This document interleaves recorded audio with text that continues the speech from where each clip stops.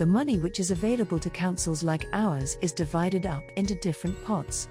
Revenue, which pays for the day-to-day running of services. And capital, which pays for things like new equipment, infrastructure or regeneration projects. We also have a housing revenue account, which is covered by tenants' rents. And grants for our local authority maintained schools, as well as to cover public health spending, both of which come from the government. Let's take our revenue budget first. This is the pot in which your council tax is placed, making up about 2/3 of the pot, with the rest coming from sources such as government grants and business rates. Each year, we produce a revenue budget which sets out how we will spend this money in a way which best supports our communities. This budget has to balance, meaning we cannot commit to spending more money than we have available to us. The second pot is the capital budget. This is made up of money from sources such as borrowing or investment from government grants. This is typically used for larger scale infrastructure or investment projects. However, there are strict rules on how we can use the money available to us.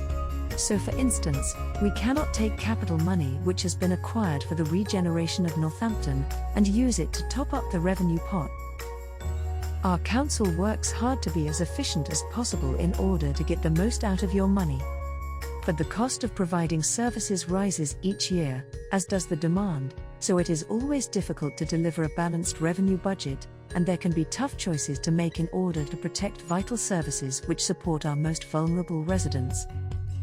To meet the challenge of balancing our revenue budget in the next financial year, we are proposing to increase our fees and charges in line with inflation. Raise council tax by 4.99%, which is an average rise of about £1.63 a week on a Band D property. And continue to review services and restructure teams, in order to make back-office savings without impacting on how services are delivered. £143 million will be invested in our capital budget to support a range of projects. There are plans to invest £119 million in social housing from the housing revenue account, £451 million in our schools, and to spend £20 million of government public health funding to improve the well-being of our communities, as well as to meet cost of living challenges. It's your money, so we want you to have your say on how it's used. Our online survey gives you an opportunity to see exactly what is being proposed and share your thoughts. Your views will help shape the final proposals before they are voted on by councillors, so it's really important you make your voice heard. The deadline for comments is the 23rd of January.